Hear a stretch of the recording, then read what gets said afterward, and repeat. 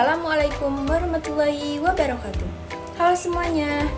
Perkenalkan, nama saya Tatia Mulyati dari Prodi S1 PBSI semester 2 dengan NIM 8820124056. Pada video kali ini saya akan membahas materi tentang perkembangan sastra Melayu dan perkembangan sastra pada media cetak.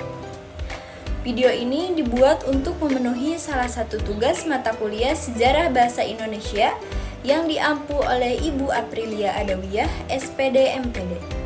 Mari kita bahas materi yang pertama. Materi yang pertama, perkembangan sastra Melayu. Sastra Melayu memiliki warisan yang sangat kaya dan tersebar di berbagai negara di Asia Tenggara seperti Indonesia, Malaysia, Brunei, Singapura, dan Thailand Selatan. Dengan jumlah naskah sastra Melayu yang diperkirakan sekitar 8.000 hingga 10.000. Sejak abad pertama Masehi, masyarakat Melayu sudah berkembang dalam sastra lisan yang kemudian dipengaruhi oleh kebudayaan India dan berkembang menjadi sastra tulis Melayu.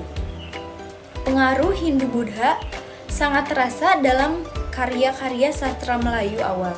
Namun, sejak masuknya Islam pada abad ke-14, terjadi perubahan dalam bentuk sastra. Dengan banyak karya yang mengadaptasi cerita-cerita Islam dan menggantikan penggunaan bahasa Sanskerta dengan bahasa Arab. Sastra Melayu terus berkembang seiring dengan penyebaran budaya dan perdagangan, dan menjadi lebih kaya melalui hubungan dengan pedagang Islam. Pada abad ke-18 dan 19, sastra Melayu mulai mendapat perhatian dari para ilmuwan Eropa dengan beberapa karya sastra dan kajian ilmiah yang mencatat keberadaan dan perkembangan sastra Melayu.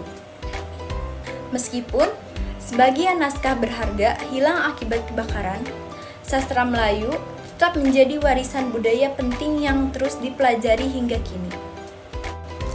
Selanjutnya, materi yang kedua, perkembangan sastra pada media cetak. Ada 2 poin. Yang pertama, media cetak koran. Perkembangan kesusastraan Indonesia sangat dipengaruhi oleh peran surat kabar. Banyak karya sastra seperti puisi, cerpen, dan novel pertama kali dipublikasikan melalui media massa sebelum akhirnya dibukukan.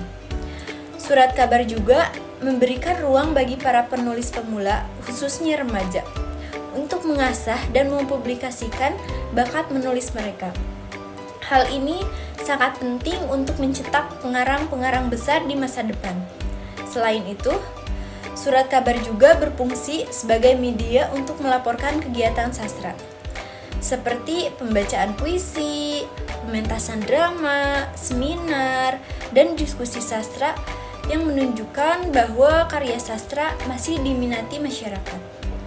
Dengan demikian, surat kabar berperan besar dalam mendukung perkembangan dan apresiasi terhadap sastra di Indonesia. Selanjutnya, poin yang kedua, perkembangan sastra cetak majalah.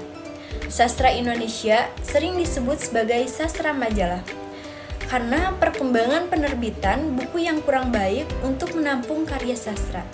Banyak majalah, baik yang khusus memuat sastra seperti Horizon dan Pujangga Baru, berperan penting dalam publikasi sastra. Setiap majalah memiliki tujuan dan misi yang berbeda, yang memengaruhi seleksi karya yang dimuat. Pujangga Baru misalnya secara konsisten menyuarakan sikap terhadap sastra lama yang dianggap tidak berkembang, sementara Horizon mungkin memiliki pendekatan berbeda. Beberapa majalah juga menyediakan ruang khusus untuk sastra yang dikelola oleh tokoh yang memahami sejarah kesusastraan, menciptakan semacam taman sastra di tengah majalah. Penting untuk memperhatikan hubungan antara ideologi penerbit majalah karya sastra yang dimuatnya. Baiklah, itu saja yang dapat saya sampaikan. Terima kasih atas perhatian dan waktu yang telah diberikan. Semoga apa yang saya sampaikan dapat bermanfaat dan menambah wawasan kita semua. Terima kasih. Assalamualaikum warahmatullahi wabarakatuh.